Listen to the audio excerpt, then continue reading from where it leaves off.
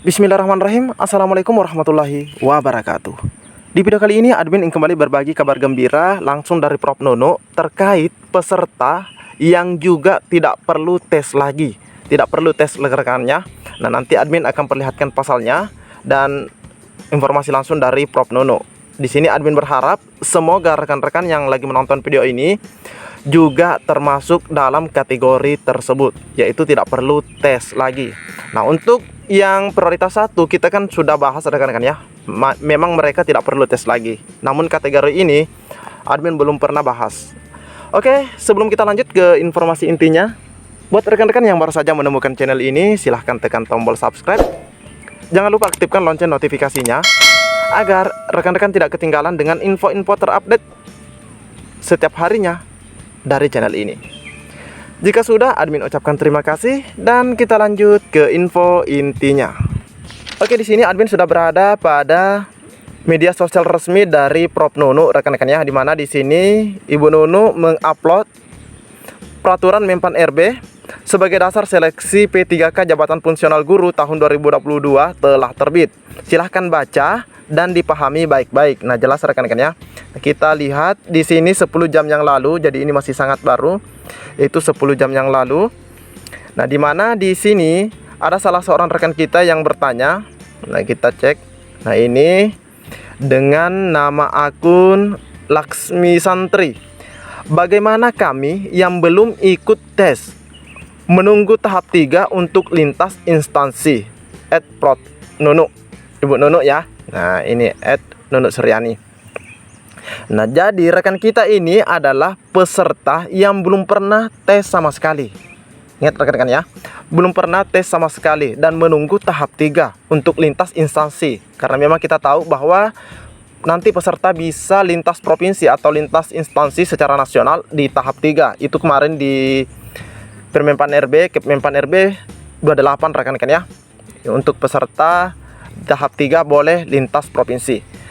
Namun pertanyaan tersebut dijawab oleh Prof Nono. Nah, ini jawaban dari Ibu Nono, di mana dikatakan bahwa yang belum tes dan terdaftar di Dapodik 3 tahun terakhir berturut-turut. Nah, ini harus rekan-rekan ya, 3 tahun terakhir berturut-turut, berarti 2021, 2020, 2019 rekan-rekan ya, 3 tahun terakhir masuk kelompok prioritas 3. Nah, ini ingat rekan-rekan ya. Nah, ini yang kita bahas nantinya. Prioritas 3 tidak tes. Nah, di sini dikatakan tidak tes. Tapi, nah ini ada kata tapi melalui pemeriksaan kesesuaian. Dalam kurung observasi saja. Nah, ini. Jadi cukup dilakukan pemeriksaan kesesuaian atau observasi saja, rekan-rekan ya. Jadi ini yang perlu diingat, masuk prioritas 3. Peserta ini masuk prioritas 3 dengan catatan dia ada di Dapodik 3 tahun terakhir secara terus-menerus. Maka peserta tersebut cukup dilakukan pemeriksaan kesesuaian. Nah, kita lanjut saja ke aturannya. Nah, di pasal 5 kita bisa lihat bahwa pelamar prioritas sebagaimana dimaksud dalam pasal 4. Nah, di sini ada di pasal 4 rekan-rekan ya. Ini ada pelamar prioritas, pelamar umum. Namun kita fokusnya di pelamar prioritas ketiga. Nah, di mana di sini di pasal 5 ayat 1 dikatakan C pelamar prioritas 3. Nah, kita cek pelamar prioritas 3. Nah, dia ada di ayat keempat. Pelamar prioritas 3 sebagaimana dimaksud pada ayat 1 huruf C merupakan, nah ini rekan-rekan ya, merupakan guru non ASN di sekolah negeri. Nah, di sini langsung disebutkan guru non ASN di sekolah negeri yang terdaftar di Dapodik dan memiliki masa kerja paling rendah 3 tahun. Jadi kalau kita menyimak dengan baik ayat 4 ini, berarti guru swasta tidak masuk rekan-rekan ya. Tidak masuk kategori peserta yang cukup diobservasi saja, rekan-rekan ya. Jadi ini yang perlu kita ingat, bahwa yang masuk prioritas dan tidak perlu dites lagi adalah guru non ASN di sekolah negeri yang terdaftar di Dapodik dan memiliki masa kerja paling rendah 3 tahun. Tapi sekalipun mereka atau rekan-rekan itu guru non ASN di sekolah negeri ini, tapi masa kerjanya cuma 2 tahun atau bahkan 2,5, itu tidak masuk rekan-rekan ya. 2,5 tahun itu tidak masuk. Nah, kita cek tentang pembunuhannya. Terus bagaimana mekanismenya sehingga mereka ini tidak perlu dites lagi. Kalau yang prioritas 1 kan sudah jelas rekan-rekan ya, karena kita bisa melihat nilai ambang batas yang mereka sudah capai di tahun 2021. Oke, kita lihat di pasal selanjutnya. Oke, kita lihat di pasal 32 mengenai seleksi prioritas. Kenapa kita lihat di seleksi prioritas? Karena rekan tadi itu masuk dalam prioritas 3. Nah, kita langsung saja di sini rekan-rekan ya, ada di ayat 4, seleksi kompetensi bagi pelamar prioritas dan pelamar prioritas 3, prioritas 2 dan prioritas 3 dilakukan dengan menilai. Jadi seleksi kompetensinya itu dilakukan dengan menilai kesesuaian. Ya, di sini menilai kesesuaian atau Ibu Nunuk tadi menyebutnya observasi rekan-rekan ya. Terus yang dinilai kesesuaiannya itu adalah kualifikasi pendidikannya.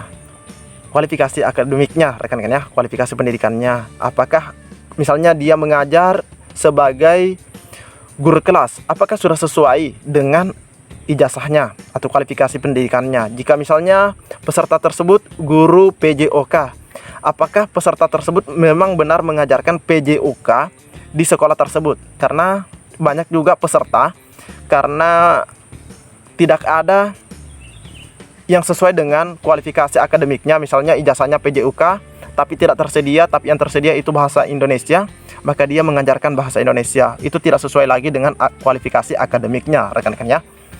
Terus yang pastinya dicek juga tentang kompetensinya sebagai seorang guru rekan-rekan ya.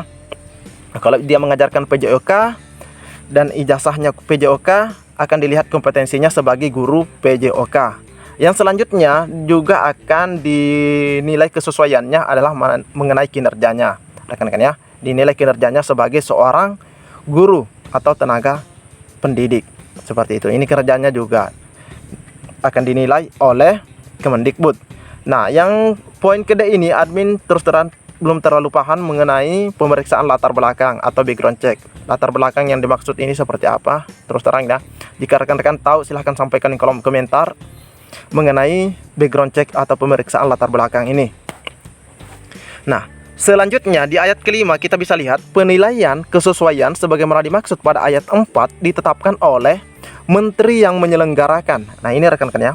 Menteri yang menyelenggarakan urusan pemerintahan di bidang pendidikan, kebudayaan, ilmu pengetahuan dan teknologi. Yang pastinya dalam hal ini adalah Kemendikbudristek.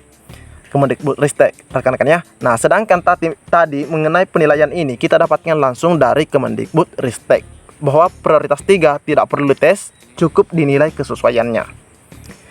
Jadi yang menilai nanti ini adalah Kemendikbudristek. Namun di sini ada tambahan setelah mendapat persetujuan dari menteri. Setelah mendapat persetujuan dari menteri. Nah, menteri yang dimaksud di sini apakah dari Mas Nadiem, apakah dari Pak Cahyokumolo, apakah dari siapa lagi namanya, Pak Bima rekan-rekan ya, Pak Bima. Tapi jika dilihat dari apa yang disampaikan Ibu Nunuk, sepertinya beliau sudah mendapatkan persetujuan ini. Kenapa? Karena beliau sudah menyampaikan melalui media sosial resminya rekan-rekan ya, dengan menjawab pertanyaan rekan kita tadi, yang mana prioritas 3 tidak perlu dites lagi, cukup observasi atau menilai kesesuaian 4 ini rekan-rekan ya. Jadi semoga rekan-rekan yang lagi menonton video ini masuk dalam kategori prioritas 3 juga, sehingga rekan-rekan itu tidak perlu dites lagi, cukup dicek 4 data ini atau 4 hal ini rekan-rekan ya. Mungkin cukup sampai di sini informasi yang dapat admin bagikan, semoga bisa dipahami. Jika ada yang salah, mohon maaf.